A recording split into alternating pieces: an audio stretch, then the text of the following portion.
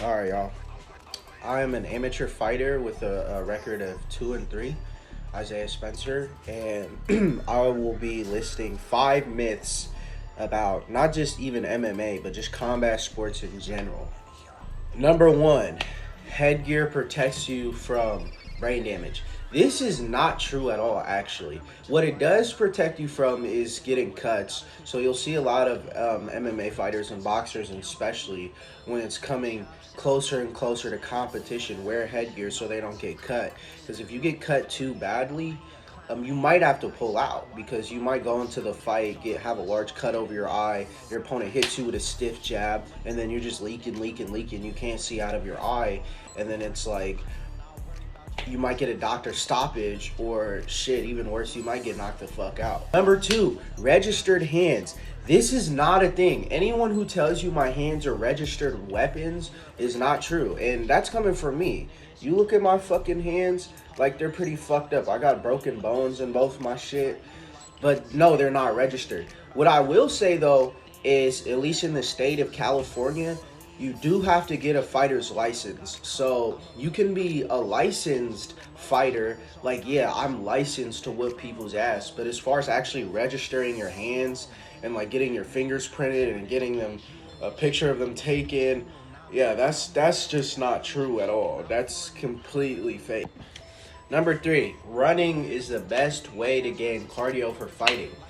If you want my honest opinion, and this doesn't even have to do with fighting, just in general, if you want the best results in something, experience through repetition, trials and tribulations, I think that's the best way. For example, Sean Strickland, right? Great fighter, right? He's been a UFC champion. How many can say the same? He doesn't run at all or do that much strength and conditioning. He just spars every day. Now, do I recommend that? No. But I will say, if you want to get better at something, you have to do that thing. For example, if I want to be a better runner, do you think I'm going to go to a boxing gym and hit the heavy bag for 30 minutes to an hour? No. Same thing with martial arts. While running does increase your testosterone, it increases your leg muscles, it increases the density in your shins, it helps with your overall cardiovascular health. It has a bunch of benefits, especially things like hill sprints. But it's like, how often are you going to actually be running in the fight? If anything, you want your opponent running. I would say that what it does do, though, is it does, in a sense, increase your endurance, but not necessarily for fighting. You have to do it the correct way, Like, because there was a time period I was running 7 miles daily, bro, and my cardio was really shit. And I don't even run half that now. I run maybe 2 to 3 miles, do some hill sprints here and there, and I would actually argue I have better results. So that's number 4. This is going to be extremely controversial, but guess what? This is my opinion, and I'll give reasons why. And that is that cutting weight gives you an advantage. Now, to a certain extent, it can give you an advantage. But let me give you an example. I fight at 170, right? If I cut down to 155, and for boxing it might be different, but let's say I cut down to 155, and so I can have a strength and weight advantage, that's not necessarily guaranteed.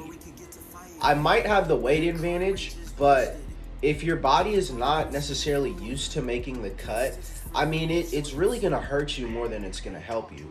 Number one, your body's going to be much more dehydrated, which, if you don't know, the more dehydrated your brain is, the easier it is for you to get knocked out.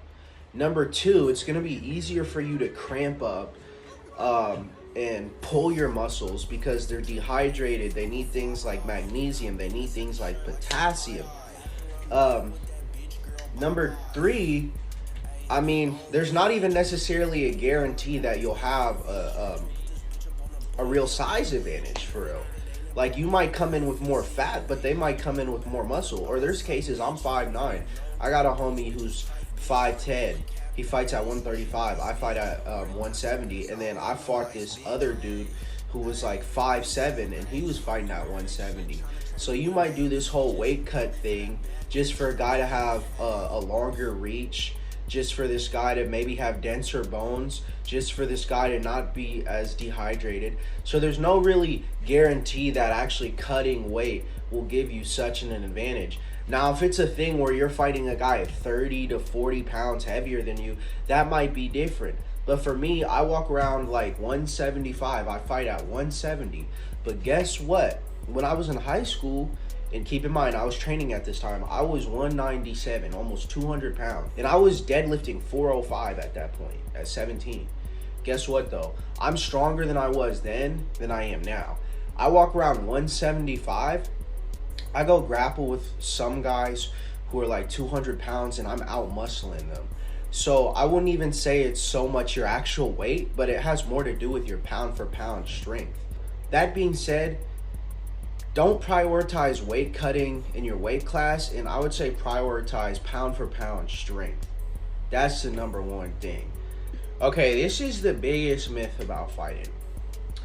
And a lot of martial artists are going to feel me when I say this, even athletes as well, is that if you street fight or you don't train, you think you can beat a trained fighter or whatever. Like, that might work in the octagon or the ring or the mats, but that's not going to work in a street fight.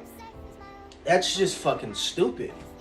Because you would never say to Michael Jordan, you would never say to LeBron James, oh, you might be the king of the NBA, but that would never work in street ball. That would never work, Stephen Curry. That three-pointer would never work here. I'll shoulder check you. And it's like, dog, you have no idea what you're talking about. And I do.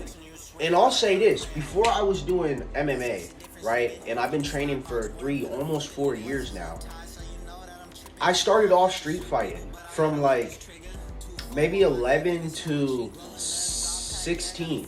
So I've had 4 years of street fighting experience just growing up, you know, being biracial, having a lot of issues, behavioral problems, getting in trouble a lot. I was fighting in middle school a lot. I was fighting grown-ass men, and I'm talking about everything. Sometimes people would have guns, sometimes people would have knives, but a majority of the time, people wouldn't have weapons. And that's literally how I actually broke my hand. If you see, it doesn't close all the way. I got metal in my hand from street fight because I didn't know how to throw a punch correctly, and I broke my shit. And I can tell you, as someone who's had way more street fights than actual amateur bouts, that there's not really an advantage. I'll say that, because a lot of people just assume because it's not in the ring, that means that they're gonna beat you up. And that's just not the case. Because if someone is training to hurt people every single day, and you're just in the street, you're not gonna beat them. You're just not.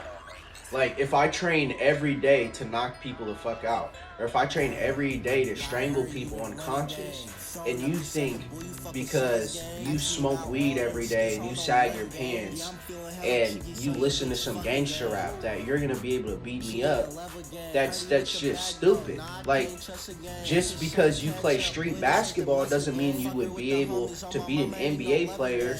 Or just because you play soccer on the street doesn't mean you'll be able to beat Ronaldo or Messi. So what makes you think you could beat Mike Tyson or John Jones?